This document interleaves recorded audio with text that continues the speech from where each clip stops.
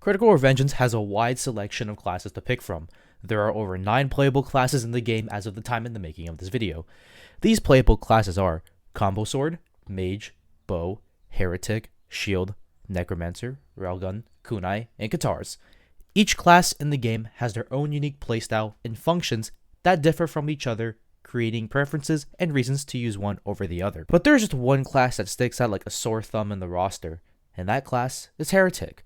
Heretic is a class that can't decide on what it wants to be, and this clashes with other classes, making Heretic have multiple uses, but doesn't succeed in either of them. Let me explain. So, to start off, let's talk about Heretic itself. To start off, its style passives are as follows. Its innate passive, which means that it already starts at that passive no matter what level you are.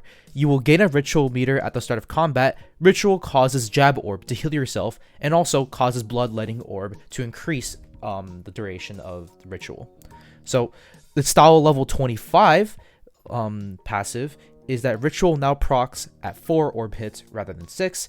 Its style level 50 passive now lets Bloodletting Orb deal 65% of your magic as damage rather than no damage. Its style level 75 passive now makes it so that upon using your super ability, allies now gain a 15% defense buff for 10 seconds, and its style level 100 passive is that the Sacrificial Beam Orb will now spawn in. The orbs themselves are also pretty interesting. Its Jab Orb deals damage equal to your magic plus 4.5% of your max HP. If in Ritual, heal yourself for 65% of magic plus 5% max health. Its Purge Orb deals 85% of your magic plus 5% max HP as damage, and inflict a 20% defense debuff for 10 seconds on the enemy, and if you have any allies, give them a 10% attack buff for 5 seconds. The Bloodletting Orb damages yourself for 15%, then deals 65% of your magic as damage. If you have any allies, heal them by 25% and give them regen. If in Ritual, extend its duration. Sacrificial Orb only spawns with style level 100. For this class, damage yourself for 35%, then shoot out a beam that deals 200% of your magic stat as damage. If you have any allies, give them a 5% lifesteal effect on attacks for 8 seconds. And lastly, its Super Gauge, Forbidden Arts, inflicts a 15% debuff for 10 seconds, a regen effect, and a 20% attack buff for 10 seconds. If you have any allies, give them the same buffs and heal them by 25% of their max health. Everything about Heretic sounds pretty interesting as it's mainly a support class, but its style 50 and 100 upgrades suggest that this class also has a DPS route to it. But oh man, it's a lot worse than you think. To start off, Heretic has by far some of the worst and most boring passives in the whole game that barely change the class at all. Like, really? My Ritual passive, where it only makes 2 out of my 4 orbs do something, and all they do is heal me and slightly increase regen duration on your teammates? And my level 25 passive makes so that I can get Ritual faster with its double near useless functions. Like, so useful. Also, shouldn't this level 50 passive be by default? Why should Heretic have an orb that deals nothing by support? Why lock crucial solo damage and damage by default by a passive? Even then, this passive still doesn't even do that much because the damage is so minuscule, like 65%, seriously. Also, 15% defense, I mean, it's okay, but again, this is something that the ult should do by default.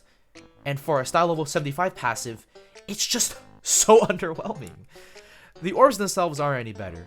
Just as I mentioned earlier, they are heavily balanced around supporting your teammates, which actively nerf Heretic's own potential to use it in situations where you don't have teammates. I don't have a problem with Jab and Purge, those orbs are perfectly fine in both a solo and team setting, but Bloodletting and Sacrificial Orb is where the balancing goes out the fucking window. As I mentioned earlier, the Bloodletting Orb damage should just be by default, and not locked by a passive, as otherwise the orb provides nothing for solo play and just actively detriments the class, and also the damage itself is very lacking for an orb that sacrifices HP. Sure, it buffs your teammates, but what about yourself?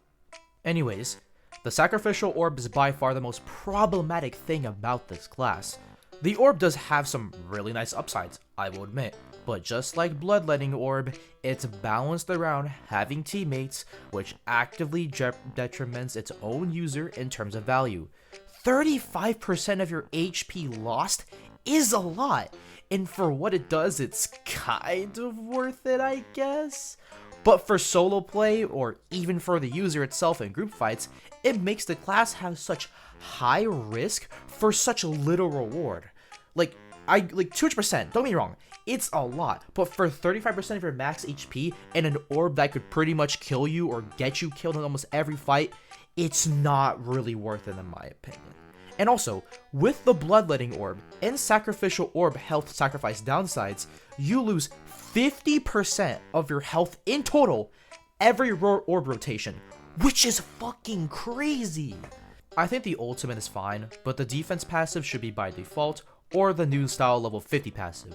Also, it should heal at least a bit of its max HP on use instead of only being limited to your teammates. Now onto another thing that's really bothering me about this class, and is another main contributor on why this class is not that important or as good as it should be in terms of team composition and solo potential.